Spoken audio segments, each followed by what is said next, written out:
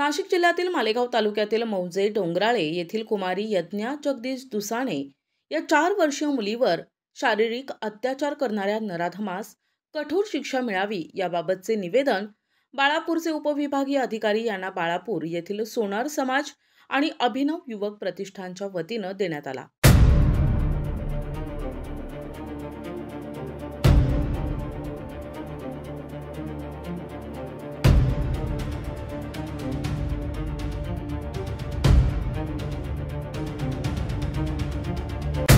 कुमारी यज्ञा जगदीश दुसाणे या 4 वर्षीय मुलीवर शारीरिक अत्याचार करून तिच्या डोक्यात दगड घालून निर्घुण हत्या करण्यात आली। या घटनेमुळे संपूर्ण महाराष्ट्रात संतापाची लाट उसळली आहे। असे प्रकार दिवसेंदिवस वाढू लागले असून ती मुलगी सोनार समाजाची आहे। या घटनेमुळे फक्त सोनार समाजच नव्हे तर समस्त जनतेत संतापाची लाट उसळली आहे। तरी या घटनेचा त्वरित तपास करून आरोपीस लवकरात लवकर कठोर शिक्षा देण्यात यावी आदी मागण्यांचे निवेदन देण्यात आले आहे। निवेदन देतेवेळी बाळापूर शहरातील सोनार समाज बांधव आणि अभिनव युवक प्रतिष्ठान यासह महिला भगिनी चिमुकले आदी उपस्थित होते। आम्ही सर्व बाळापुरातल्या महिला आज इथे एकत्रित झालेलो आहोत। कारण हेच की एका 4 वर्षाच्या मुलीला एका नराधमाने सोडले नाही त्याच्या वासनेपुढे, तर मग आमच्या सारख्या महिलांचं काय? एका लहान बालिकेला तुम्ही सुद्धा सोडायला तयार नाही आहे। आज आम्ही याच्या विरुद्ध न्याय मागत आहोत। आम्हाला संरक्षण मिळालंच पाहिजे। महिलांवर होणारे अत्याचार हे आता थांबायलाच हवे। कुठवर आम्ही हे सहन करणार आहे सर्व? आज बऱ्याचशा महिला अशा आहेत ज्या की हातमजुरीला जातात, शेताला जातात, त्यांचे लहान लहान बाळ ते कोणाच्या भरोशावर ठेवणार आहे? जर त्यांच्या घरातून त्यांच्या दाराच्या समोरून जर एक मुलगी अगवा होऊ शकते, तिच्यासोबत असा अत्याचार होऊ शकते, तर मग आम्ही शाळेमध्ये पाठवतो, कुठे कुठे आमच्या मुलांना पाठवतो। आम्ही कोणावर विश्वास ठेवावा? शासनावर आता विश्वास ठेवावा की नाही हा मोठा प्रश्न निर्माण झालेला आहे। ही एक तात्पुरती चळवळ नाही आहे, तर हा त्या नराधमाला शिक्षा देण्यासाठी काढलेला एक निषेध आहे।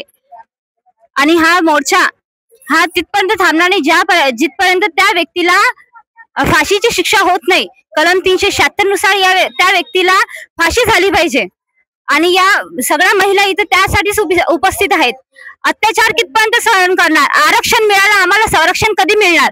आज आप लहानशा मुलीला आज एवढा नराधर्माने त्याच्यावर एवढा अत्याचार केलाय। अत्याचार कितपर्यंत आम्ही सहन करणार? यासाठी आम्ही सगळ्या महिला एकत्र येऊन इथे हा मोर्चा केलेला आहे। आणि तिथपर्यंतच थांबणार नाही, तर त्या व्यक्तीला शिक्षा मिळणार नाही तिथपर्यंत हा मोर्चा थांबणार नाही। आणि मी या निषेध करतो। यज्ञाला न्याय मिळालाच पाहिजे, कारण आज नराधमाने जे गोष्ट केली ते म्हणजे काहीच विषय नाही। कारण की सरकार असंच म्हणतात शिक्षा देऊ 3 महिने त्यांना ठेवतात आणि त्यांचं मस्त खाऊ पिऊ घालतात 2 वेळा आणि 3 महिने त्याला सोडून देतात। याचा काहीच अर्थ नाही आहे। अर्थ म्हणजे असा आहे की जे मोर्चे काढून राहिले यांना अगर न्याय भेटला नाही तर मोर्चा काढून काही फायदाच नाही। जे गावोगावी महिला करून राहिल्या याचा काही विषयच नाही आहे। कारण की मग या महिला एवढा मोर्चे काढतात, घरचे काम टाकून जातात मोर्चात, याला काय फायदा?